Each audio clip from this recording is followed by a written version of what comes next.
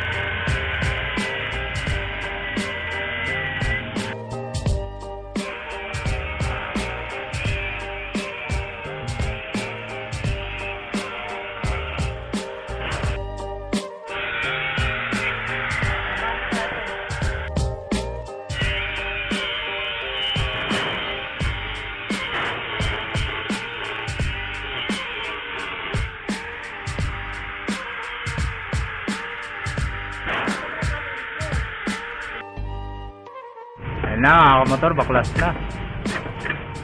Wala palang laman yung ano natin, stock pipe. Wala palang laman mga kamotor. Alam ko naka-welding yan doon, sir to. Wala palang laman. Walang laman? Okay. Ayan natin. Ano, tangin na, ang pau. Walang laman sa loob. Fake pala to. Ayan lang pala yun, oh. Okay ba yan? Ayan na itsura niya, oh. Walang kalaman-laman sa loob ng tambucho natin.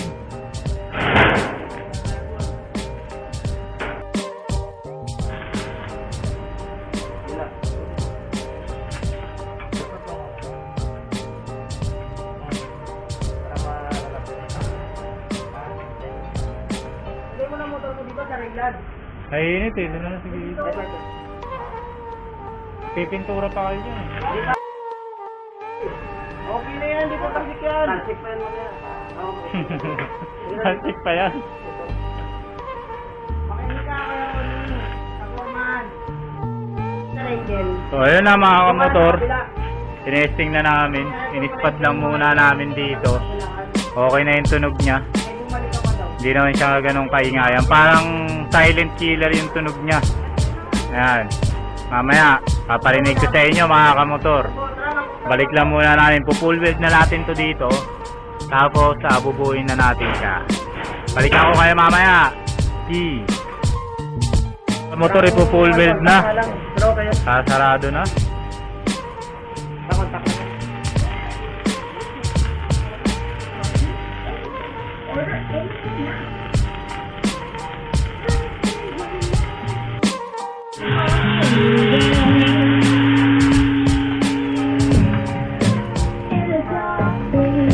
Maganda kasi umik.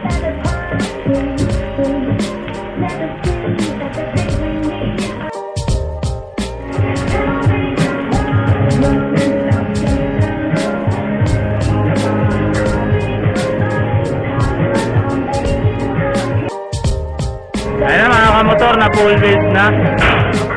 Mamaya lilinisin na lang natin para hindi naman pangit tignan.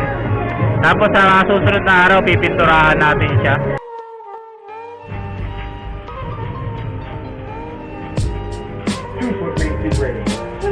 Okay.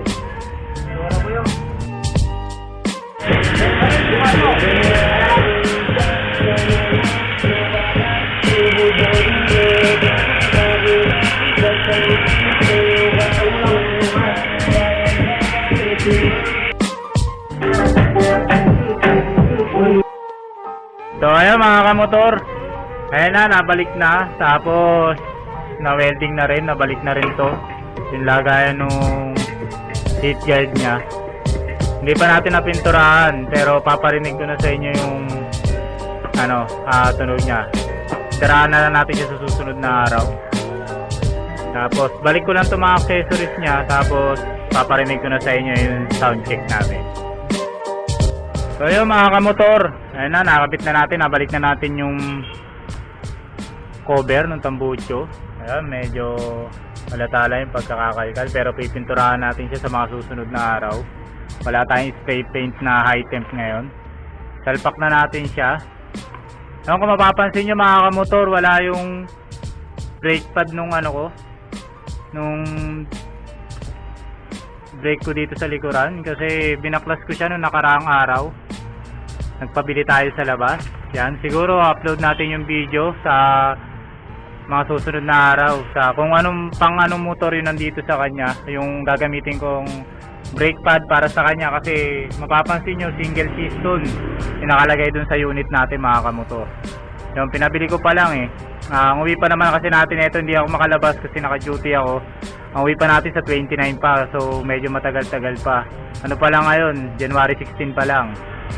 Pero papakita ko sa inyo kung paano ko siya binaklas nung nakaraan, at kung paano natin siya ikakabit. Kung paano na lang pala natin ikakabit, kasi hindi natin na-videoan yung pagbaklas natin nung nakaraan sa kanya.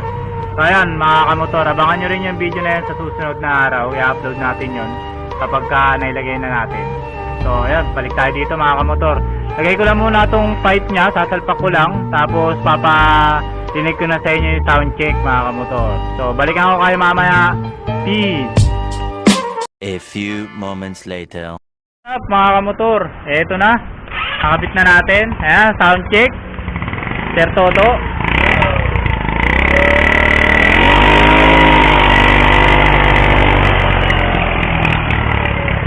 Yun.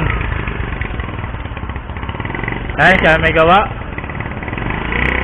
Siya din nga pala yung sa nakaraang video natin, siya rin gumawa ng motor ko nung hindi umandar mga kamotor. Yung nilinis namin yung carb. Kaya yun, Sir Toto.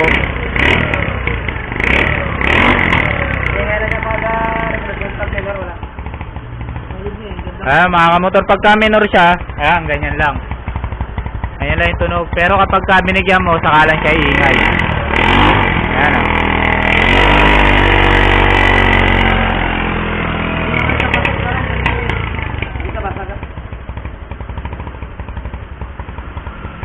Ayan.